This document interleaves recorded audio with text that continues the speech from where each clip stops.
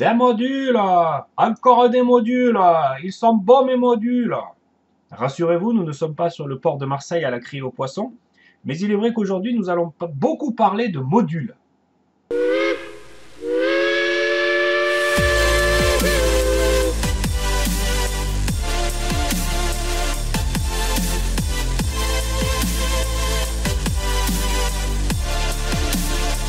Si vous vous souvenez, mon réseau est organisé autour de 6 gares: Cassis, Aubagne, Marseille, Aix-en-Provence, Ventoux et Aiguille, plus une qui est dans les gares cachées que j'ai appelées les Alpes. Au total, il y a 4 lignes qui passent tous par Marseille. Alors ça, c'est le schéma des trains. Mais en fait, au niveau électrique, si je pars dans le schéma suivant, si je reprendrai les deux pièces qui contiennent le train, donc le réseau principal ici et la coulisse derrière, en fait, la centrale et le booster sont placés ici.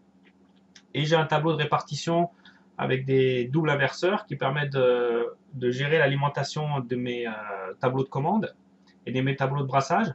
Donc j'en ai en fait 5. La partie ouest, sud, est.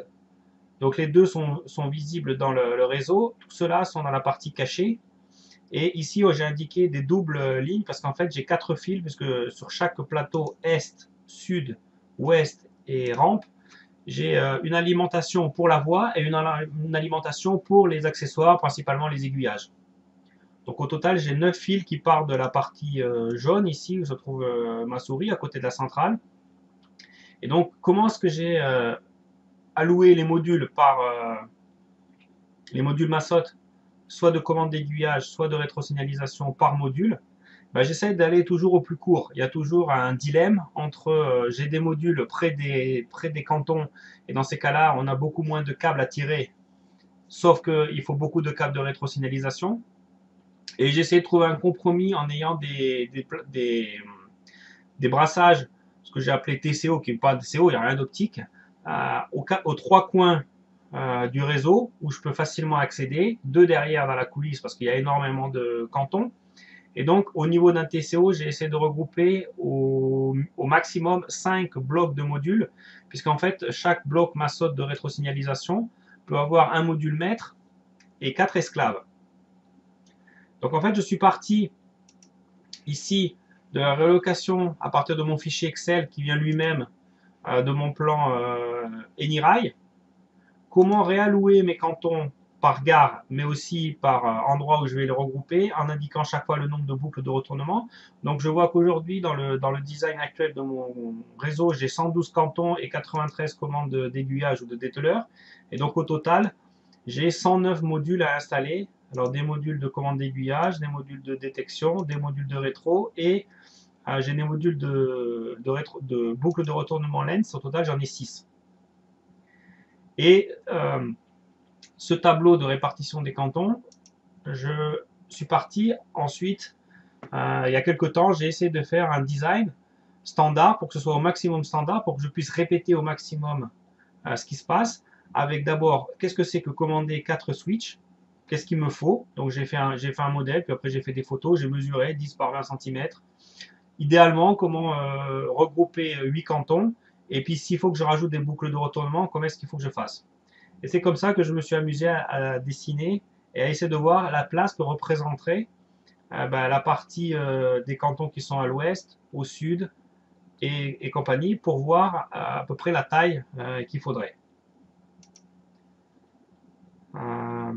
Maintenant, la partie la plus intéressante quand je monte les cantons, c'est non simplement d'avoir les plans ici de chaque gare, mais surtout dans l'onglet qui s'appelle TCO One Page, d'avoir pour chaque module de brassage le numéro de sortie. Ça me sert à la fois au niveau du câblage, mais après ça me servira au niveau de la programmation, et au fur et à mesure que je câble, je vérifie bien qu'ici c'est bien le canton 121. Il est bleu parce qu'il y a une boucle de retournement, donc je vois tout de suite visuellement où est-ce qu'elles sont placées. En jaune, mes dételeurs, et je vois que j'ai laissé quelques trous, donc je n'ai pas occupé tous les cantons ou tous les aiguillages. Je sais que par exemple sur la gare de Marseille, j'ai déjà installé un switch complet qui me permettra de commenter les signaux, donc les feux. Donc voilà, maintenant on va passer à la réalisation concrète d'un module et on va voir comment j'ai fait. Donc sur ce plateau, il va y avoir au total 5 blocs composés chacun d'un module de rétrosignalisation avec 2 modules de détection. Donc au total ici j'ai 4 cantons. Ce module là est relié aussi à un des cantons à une boucle de retournement lens. Donc ça c'est mon plateau qu'il faut que je réalise avec au total 5 x 3 15 modules Massot et un module lens. Au niveau des outils, pas grand chose, une pince coupante, un tournevis, une pince qui est bien pratique pour rentrer les câbles quand ils sont dans les dominos, et une pince dénudeuse. Je repars tout de suite mes wagons qui me permettent de préparer les ponts de programmation. Une fois que les modules auront été programmés, il suffira simplement de reconnecter les 3 câbles sur le module de détection. Et enfin, quelques câbles. Rouge, bleu, c'est le track plus, track moins. Vert et violet, c'est toujours ce que j'utilise pour les sorties des cantons. Gris, blanc pour la programmation. Et les 3 couleurs marron, jaune et rose qui me permettent la connexion entre les modules de détection et les modules de feedback, comme on le voit ici. Donc un fil vert qui fait la connexion au canton, le canton qui est alimenté rouge, bleu. Donc le fil vert c'est celui qui va se retrouver après ici sur le plot et qui ira après sur le réseau. Le fil bleu c'est mon track moins, c'est mon commun, c'est un feeder qui part sur tout le réseau. Alors le suivant avec un fil violet est pareil, track plus, track moins. Et enfin on retrouve les 5 fils de rétrosignalisation qui sont reliés au module de rétrosignalisation. Et là l'autre côté qui ira ici. Bis repetita sur l'autre module de détection de train, un fil vert, un rouge bleu, un fil violet, un rouge bleu. Si vous voulez plus de détails, regardez l'épisode rétrosignalisation. Donc là je suis en train de monter les modules. Alors à la fois les modules de rétrosignalisation et les modules de détection. Je commence toujours par monter les câbles qui sont qui vont aller se relier vers les borniers dominos là. Donc c'est ce que je commence à monter. Les 4 fils vert, violet qui sont les 4 cantons. Et ensuite là je suis en train de monter les câbles qui vont alimenter la programmation des modules, ou pour le module maître, l'alimentation DCC, puisque ma rétrosignalisation sans fil demande une alimentation DCC. Là, je suis parti maintenant dans les fils rouges. Ça, c'est le signal track plus, track moins qui vient de mon alimentation centrale au booster. Et donc, chaque canton doit être alimenté avec sa propre alimentation. Et je vais rejoindre tous les câbles dessous sur des borniers LGB qui vont rester. Et donc, avec ces borniers, on peut connecter de nombreux fils rouges et bleus. Et donc, j'ai 2 borniers LGB pour chaque plateau. Alors maintenant, j'attaque les fils jaunes. Ça, c'est ceux qui relient le module de détection de train au module de feedback et qui vont remonter la présence des trains dans les cantons. Donc, il ne faut pas oublier que la partie alimentation se fait par le module de détection de train et donc par les câbles vert-violet. Voilà le résultat. Mon plateau avec mes 5 blocs de 3 modules. Comme vous l'avez vu, quand j'ai monté ce module là, il faut environ une vingtaine de minutes. Donc il faut compter 2 bonnes heures pour faire l'ensemble du plateau, incluant la pose des dominos, les trous, la découpe. Donc c'est quand même un travail long et répétitif, mais bon, plus on répète et plus on va vite. Alors pour vous montrer la configuration finale du plateau, en fait ce plateau là va être dans la coulisse, c'est-à-dire loin de la centrale, et donc je ne vais pas relier l'élément maître qui est ici avec un câble vers la centrale, mais je vais utiliser la rétrosignalisation sans fil que je vous avais montré dans un des épisodes du digital. C'est simple. Et ensuite, le maître est relié à son esclave, et puis l'esclave il est relié à l'esclave suivant, et ainsi de suite jusqu'au bout, puisqu'en fait sur les modules Massot, et c'est pour ça que je les ai mis par 5, on peut avoir un maître et 4 esclaves. Donc avec une rétrosignalisation sans fil, en fait on peut remonter l'information ici des 5 x 4, 20 cantons. Donc à tenir en considération quand on fait le design, parce qu'il faut que l'antenne, qui est relativement longue, hein, puisque vous voyez elle fait la taille de mon tournevis, doit être disponible. Alors on va maintenant passer à un autre TCO. Là j'ai simplement retourné celui qu'on était en train de voir, juste pour vous montrer l'arrière. Donc en fait j'ai utilisé deux techniques. J'avais des boîtiers LGB qui venaient de l'époque où j'avais commencé encore en analogique.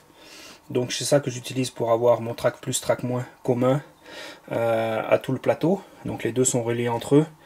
Et ce câble là revient ici à la prise principale. Et donc c'est là où arrive le signal DCC, soit de la centrale, soit d'un des boosters. Alors on va voir que j'ai utilisé une autre technique dans le TCO qui se trouve sous la gare principale qui s'appelle Marseille dans mon réseau. Et on va passer maintenant en revue comment j'ai fait cet autre plateau avec une technique un peu différente ici. Donc ici on voit que j'ai concentré dans une boîte avec des wagons tout le signal track plus et track moins. Et ici à l'envers, on reconnaît les sorties vert et violette qui vont alimenter chacun des cantons. Le tableau est lui-même alimenté ici par le fil rouge. On va le voir quand je vais retourner le module. Donc là j'ai retourné le plateau. Donc on revoit ici, j'ai marqué, ça c'est l'alimentation DCC qui va venir donc de ma centrale ou de mon booster, enfin de mon panneau de répartition des puissances entre les différentes sections du réseau. Et ensuite j'ai marqué, alors j'ai une exception ici, parce que j'ai une boucle de retournement, donc il me faut réalimenter le plus et le moins séparément. Et on voit un peu plus haut ici la boucle lens qui va faire le retournement et qui est elle-même reliée à un des modules de détection ici, là, et qui alimente donc d'une façon spécifique le module de détection, de façon à ce que la commutation entre le plus et le moins se fasse correctement. Alors ensuite, très classique, hein, les autres cantons, 2, 3, 4, la sortie de programmation, bon là j'ai laissé vide. Donc il n'y a pas de boucle de retournement sur les autres modules, donc on peut contenter de mettre les canaux, enfin les différents cantons 1, 2, 3, 4 et l'entrée pour la programmation d'un module qui est ici. Ensuite la même chose, 1, 2, 3, 4 pour les 4 cantons et la programmation du module suivant qui est ici, là. Et enfin, alors je prévois toujours une extension future parce qu'en général il me manque toujours on rajoute toujours des cantons, donc 1, 2, 3, 4, et puis là s'il faut on peut rajouter encore un module. On voit qu'ici sur la planche en bois il y a de la place pour ajouter encore un bloc de modules de détection avec de modules de feedback avec ces deux modules de détection. Donc là pour chaque rangée j'ai 4 cantons, et donc cette gare là elle va être alimentée pour 16 cantons, dont un avec une boucle de retournement derrière. On voit ici les droppers, notamment ce câble là blanc, et derrière on découvre les modules. Donc j'ai fait sur un système qui se replie. Donc au premier plan les modules pour commande d'aiguillage, et si je remonte derrière le module d'alimentation des cantons et de détection de train avec la boucle de retournement lens. Donc là qu'on voit en bas que les dominos sont encore vides, donc il va falloir que je ramène les droppers vers les câbles. Un exemple de câblage de 4 cantons. Donc ici on voit bien les wagons qui permettent de connecter un canton à un des 4 fils noirs qui sont inclus dans ce câble là.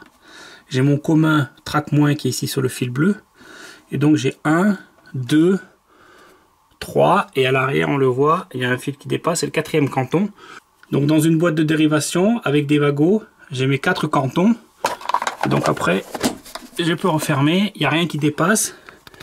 Et j'ai bien marqué que sur le fil rouge c'est le canton 330, le B c'est le bleu c'est 331, le noir c'est 332, le sans couleur c'est 333. Donc en plus directement sur le capot je me fais une petite notice pour me souvenir après du numéro des cantons et de l'ordre des fils.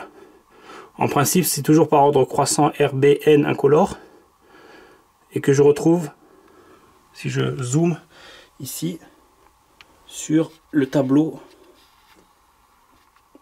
avec la rétrosignalisation, ici on voit qu'il y a 4, on voit pas bien avec le manque d'éclairage, donc il y a toujours 4 fils qui vont toujours dans le même sens, rouge, bleu, noir, transparent, qui me donnent les 4 canaux en question. On voit que j'ai mis déjà un autre et il me manque qu'à faire celui-là pour conclure ce tableau. En conclusion de cet épisode consacré aux modules, on voit que la centaine de modules n'a pas été réalisée en quelques jours. Il m'a fallu plusieurs mois. Et aujourd'hui, au niveau du réseau, j'ai entièrement câblé et testé la partie TCO Ouest. Tout a été câblé au niveau de la partie sud, mais je n'ai pas encore testé. Et pareil, le TCO Est est en cours de câblage, mais n'a pas été testé.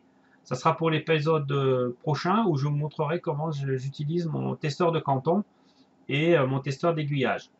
Il faut en effet, avec Trend Controller, que la rétrosignalisation et la commande d'aiguillage soient parfaites, ne serait-ce que pour la sécurité des trains. À bientôt pour un prochain épisode.